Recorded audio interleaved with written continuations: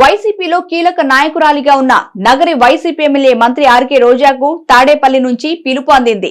ప్రస్తుతం వైసీపీలో నియోజకవర్గ ఇన్ఛార్జీల మార్పు చేర్పుల వ్యవహారం జరుగుతోంది.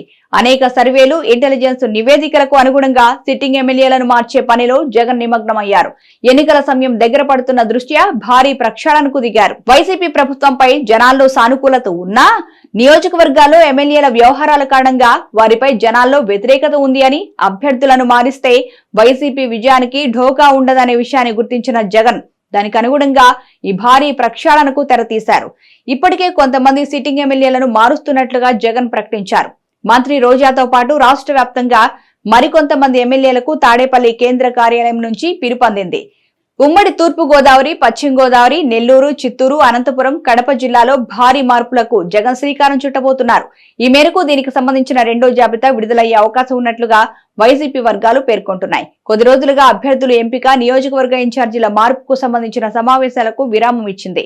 అయితే నేటి నుంచి దీన్ని మళ్లీ ప్రారంభించింది. ఉత్తరాంధ్ర, చిత్తూరు, తిరుపతి జిల్లాల్లో అభ్యర్థుల మార్పు విషయంలో జగన్ కీలక నిర్ణయం ఇప్పటికే తీసుకున్నారట. అలాగే ఉత్తరాంధ్ర జిల్లాలకు చెందిన కొంతమంది సిట్టింగ్ ఎమ్మెల్యేలకు ఈసారి టికెట్ దక్కే అవకాశం లేదని వైసీపీ వర్గాలు పేర్కొంటున్నాయి. అలాగే చిత్తూరు జిల్లాలో ఉన్న నగరి నియోజకవర్గానికి ప్రాతినిధ్యం వహిస్తున్న మంత్రి రోజా కూడా ఈసారి టికెట్ దక్కే అవకాశం లేదట. ఈ నేపథ్యంలో తాడేపల్లి జగన్ కార్యాలయం నుంచి రోజాకు పిలుపు అందడంతో జగన్ రోజాకు ఏ హామీ ఇస్తారు, ఏ విధంగా బుజ్జగిస్తారు అనేది తేలాల్సి ఉంది.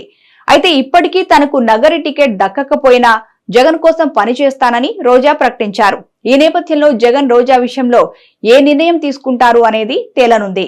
For more updates please subscribe PBTV.